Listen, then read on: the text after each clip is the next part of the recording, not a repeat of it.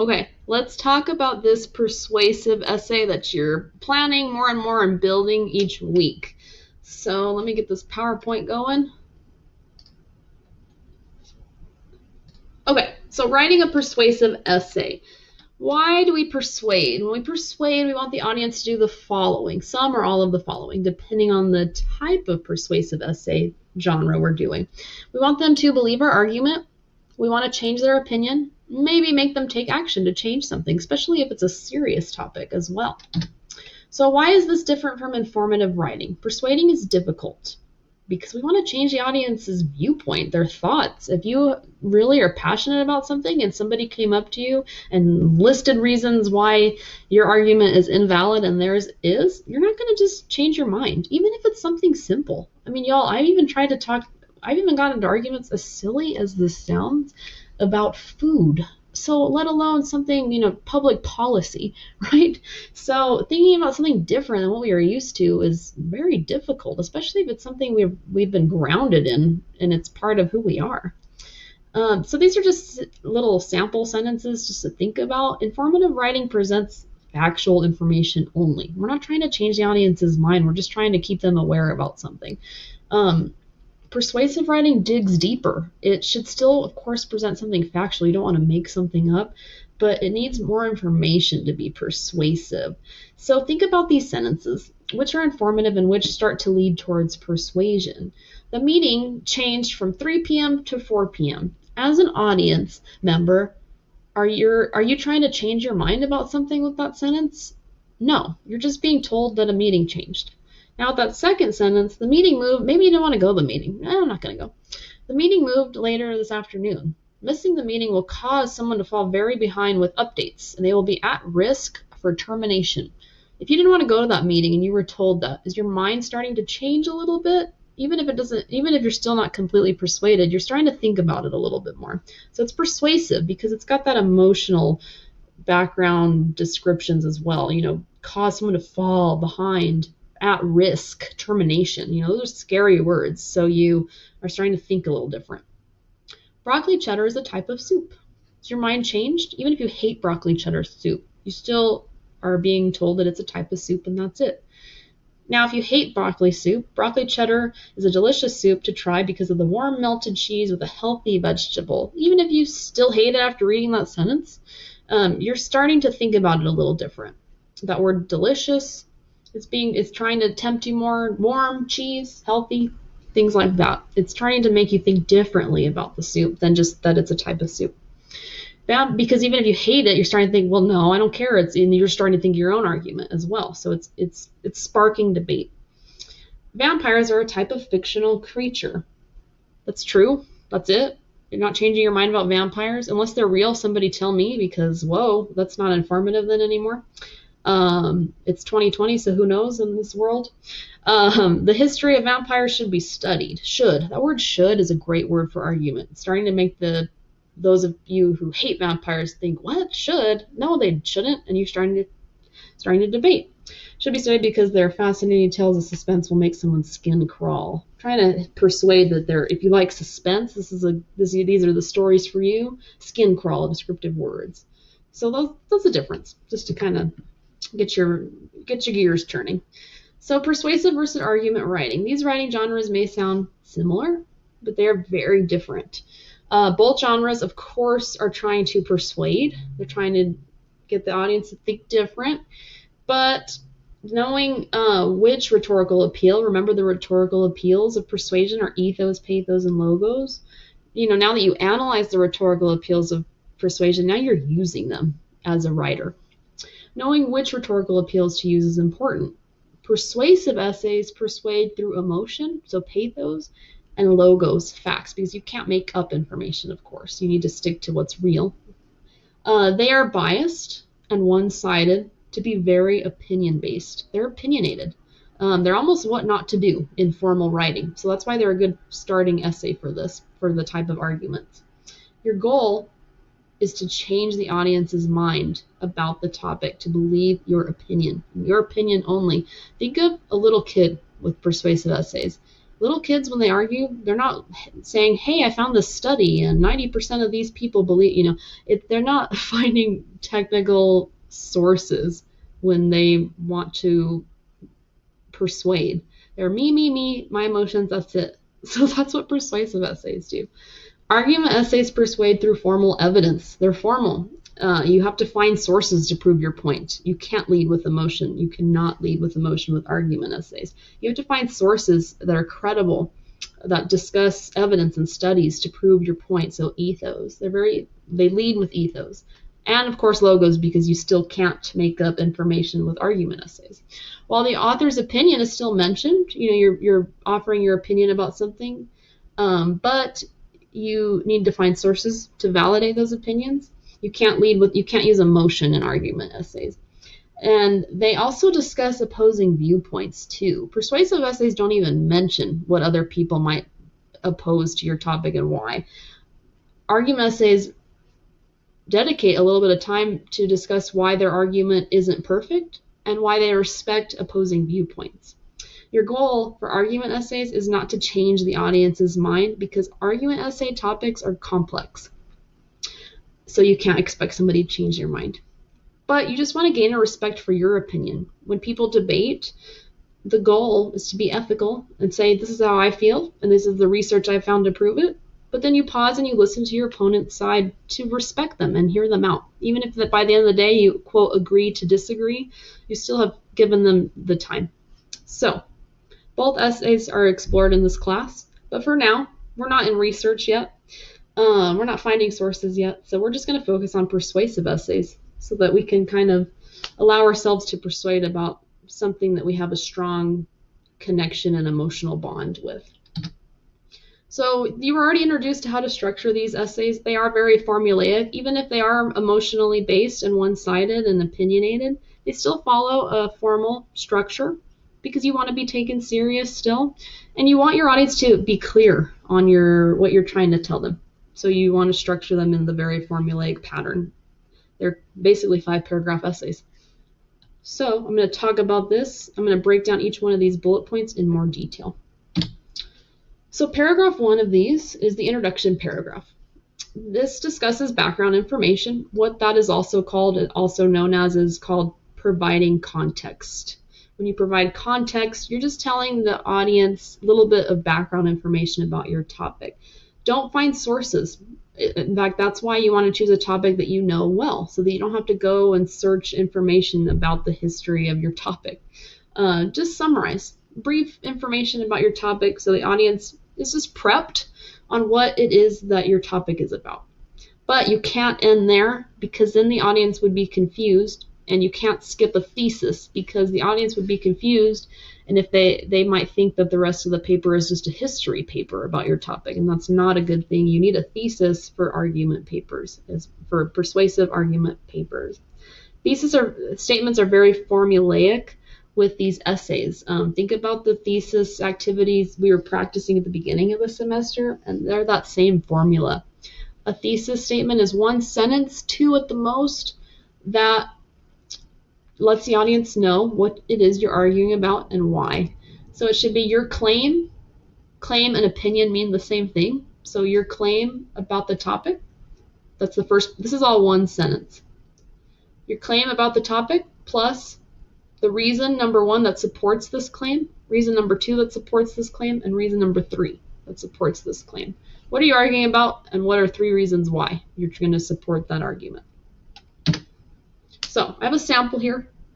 I had a hard time with this PowerPoint, y'all. You have no idea, because I was trying to choose a topic because I didn't want it to be I didn't want to overstep anybody's topic ideas, but I also didn't want it to be complex if some of y'all had no idea what I was talking about. So I was like, you know what? We're all in English 111 together, so we can at least gather, my audience for this presentation can gather what I'm talking about.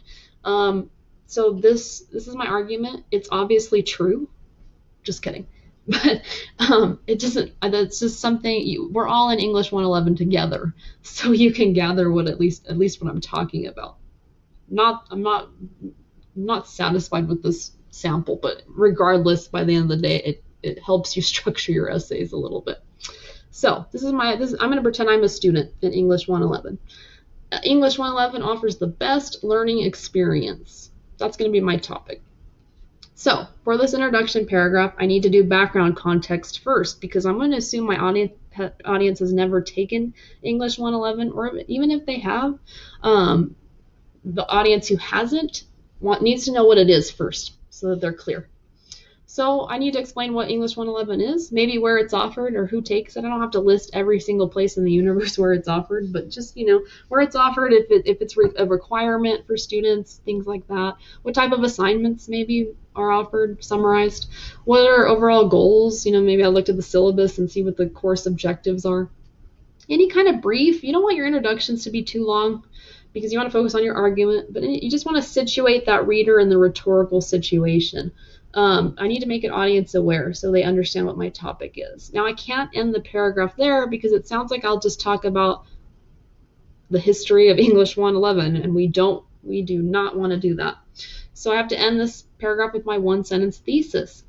So here's a sample thesis that you all have. I have no idea how many times I rewrote this. By the way, your thesis statements, sometimes those are written last because your paper changes, your argument changes, maybe your 3 reasons change, and while you're writing the essay, it may change. So it's normal. In fact, the more seasoned you become with writing and arguing, it's normal for writers to write the introduction and thesis last. It happens, but everybody has their own process. So I wrote this thesis last when I was doing this presentation. Here's my thesis. English 111 allows more learning experience than any other course. This is my opinion, my claim. I can't end there. I need to have reasons that support why. So because students can express themselves, that's my first reason. It prepares them for the real world. This is my second. And it lets students explore identity. This is my third reason. My paper is not going to talk about anything else but those 3 reasons. That way, I'm letting the audience know what I'm going to argue about, what my argument is. Allows more, it hints. You need words like allows more, should, is the best, or if you're arguing in the negative way, is the worst, whatever it is your topic is. Those words hint that it's an argument paper. And then you need your 3 reasons in that thesis because when the audience reads on, they're going to be persuaded with these 3 reasons. Reason number 1, paragraph. After my introduction, so paragraph 2, is what we're going to focus on right here. I need to start presenting my argument to persuade because persuasive essays persuade, and let alone my goal is to change their minds about English 111. When writing this paper, I'm assuming my audience think other subjects, math, science, history, philosophy, whatever it is, are superior. So let's review my thesis again. Here's my thesis. I already read it 10 times, so it's here for you if you need to pause the video and read it.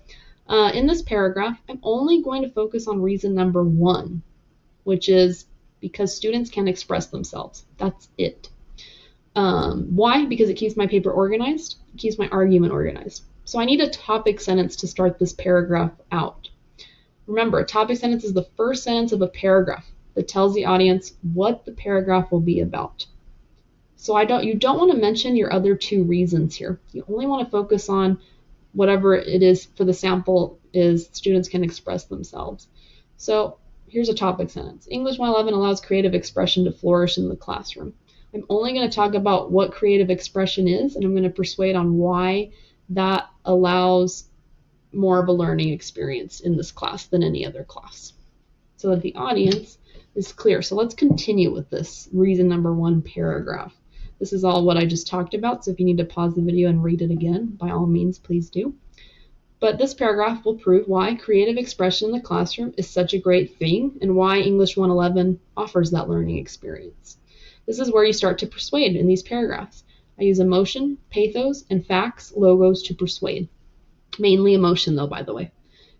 Examples of using emotion in this argument. This is something I could think of off the top of my head. You need time to plan these. So that's why I'm here, That's why you're doing topic proposals and meeting with me for workshops, so we can outline this essay together. I can ask you questions and we can plan it out. That's why it's such an important part of the writing process. Vivid emotional detail. Remember that descriptive writing exercises you've been doing? You can think about those lessons. Vivid emotional detail. Tone words about why lack of creative expression can cause a human being to disconnect. Maybe I could say, we're dependent on technology, we're losing that connection. English 111 allows us to write and write with creativity and share our expressional thought in the classroom. Vivid detail about why expression allows people to understand the beauty of life itself. The words beauty, life, thriving, things like that. Vivid detail of what creativity feels like. What does it feel like for me, the writer? What does expressing oneself feel like? I want the audience to picture the feeling and maybe connect on that emotional level, how the class allows it to happen, etc. So there's any kind of emotional lead I can get with that. Facts, you don't want to make up facts, of course. Maybe I would define what it means to be creative. I don't need to rely on a source for that. I could just define what creativity is, and that's my factual claim with it. What it means to express thought. What is expression? Statement of cause and effect. Be careful. You don't want to lead with logical fallacy. Remember logical fallacy. So you want to stick to facts. And I'll provide a list of what doesn't need to be cited in essays, so that you don't worry about plagiarism or anything like that. I'll provide a list. But something, if creative expression is removed from society, people will lack empathy. That's a logical fallacy, so we want to be careful with that. But so just stick to facts, simple facts, and for example, the sky is blue. That doesn't need to be cited, and it's true. But lead with emotion with these mainly, and just any kind of factual information that you want to persuade with the brain, with the mind. But that's why you want to choose a topic that you are comfortable and well, so you don't have to look up information and feel obligated to cite either. Reason 2 paragraph. So after the introduction, after our reason 1 paragraph, we got to keep going. So what is my reason 2? English 111 allows more learning experience because it prepares students for the real world. So in this paragraph, I'm only going to talk about that. It prepares them for the real world. Why? Keeps everything organized. So again, you're going to start noticing the formula behind this. I need a topic sentence for this paragraph. Sample topic sentence. Without critical thinking, students won't be able to prepare for real world situations. The rest of this paragraph is going to talk about what I mean by that, and I'm going to persuade with emotion and facts only. Again, this is all what I've already said, so feel free to pause the video. But to carry on, why it's important for students to understand the world around them. Using emotion, again, that vivid detail of a moment in the past. Maybe I would write about a moment in the class where critical thinking made me a successful person of accomplishment. I accomplished something I was struggling with, and this class allowed that critical thinking analysis for me to eventually accomplish something that I was trying to overcome. My emotional connection, why that mattered to me so much, is that emotional connection. Facts, maybe I want to explain what critical thinking is if the audience isn't aware. That's a good way to be audience aware. Why it makes somebody an ideal, why do I think critical thinking makes somebody an ideal job candidate? I could say that if you were faced in having to think on the spot in the workplace and having to understand that moment in the workplace and adapt quickly is critical thinking. What jobs use critical thinking? I could mention what jobs would require it. Anything like that that's factual. I don't want to make anything up, but whatever I think critical thinking is and how the real world uses it. But again, we're emotionally based for this. So that's my reason 2. Reason 3.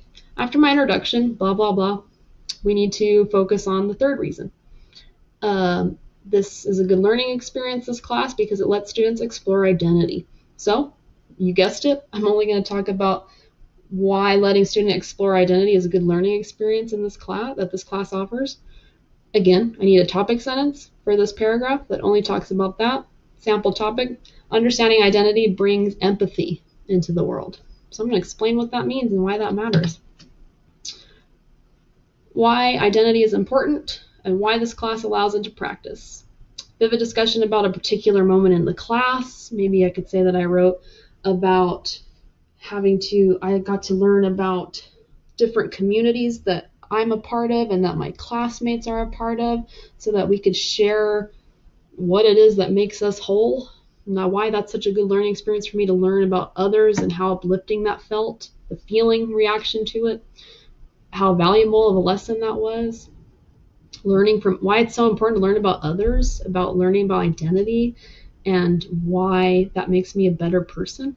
Things like that. Any kind of emotional reaction to things. Personal experience we talked about is ethos, right? If you want the audience to trust your message, so that personal experience is ethos. So you might be thinking, well, but we can't use ethos. You can absolutely use ethos in that sense if you're talking about your own personal past or moment. But lead with emotion. You know, why did that matter? Why was that so important? Get the audience to connect with you on an emotional level for that. Examples of using facts. What is identity? What does that mean? What makes an identity a human trait? What were some assignments in the class? That's true. I'm not making that up. If I mention that, you know, oh, we had to do a discussion board about a moment that brought us comfort and why it made us who we are today, you know, something like that. It's a factual statement to connect with each other, things like that as well. So those are our 3 reason paragraphs. You need 1 paragraph for each of your reasons. Paragraph 5 is closing it out. It's the conclusion. So you do something called reinstating your thesis for these genre essays. And what that means is just mention your thesis statement again to close, because that's hinting to the audience that your argument is done. And then just briefly summarize these 3 paragraphs again. Remember that a summary doesn't use detail. You just read the paragraph a few times and summarize the main point of it. And then that's my thesis that we talked about. Summarize each of my 3 main reasons so that I don't focus on specific detail, but just read those paragraphs a few times. Read your paper a few times and summarize it and end it here with that conclusion. Maybe this helps too. A lot of students kind of struggle with conclusions. What helps too is think about answering this question. Why does this topic matter? Why does preparing for the world and understanding identity matter? That would be for this topic, obviously, but just why does this topic matter is your conclusion. Helpful hints with this paper: write about something you know well so that you don't have to rely on sources. Write about something you've experienced and can relate to so that you can get the audience to care too. Write about something you have an emotional connection with. Think about those descriptive writing exercises we did at the beginning of the semester. Use that chart that we saw a few weeks ago to help with pathos and logos especially.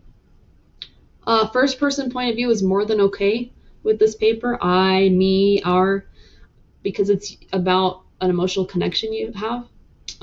You can write it in third person if you want a more formal tone.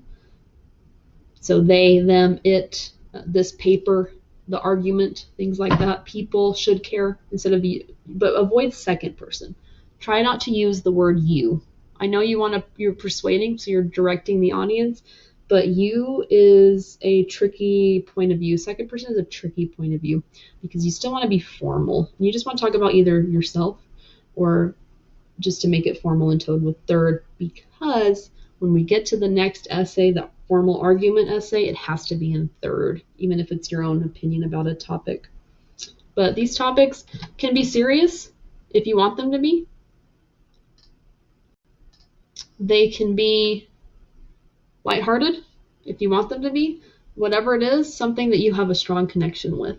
And these guidelines were already introduced to you, but remember page 2 has some ideas that could help you plan. You already did a topic proposal on this. If you change your mind and you don't like your topic after reviewing this lecture, you can change your topic. We have plenty of time with this essay. We're still planning. We're still kind of planning it out. It takes time. And like I said, the step between the topic proposal and workshopping with me is so important because we can talk out your ideas. This lecture is more that we just went over is more to help you just kind of understand the structure of the essay, but it's so much more beneficial if we talk and I ask you, okay, what is your topic? What are your emotional connections to it? What are some reasons we can gather to prove your argument? And it just helps talking it out. It's a good workshopping is so resourceful for this. And then when we get into the argument essays, I encourage you choosing a topic that you don't know as much about and that's kind of complex because they're more formal. So if y'all have any questions, let me know.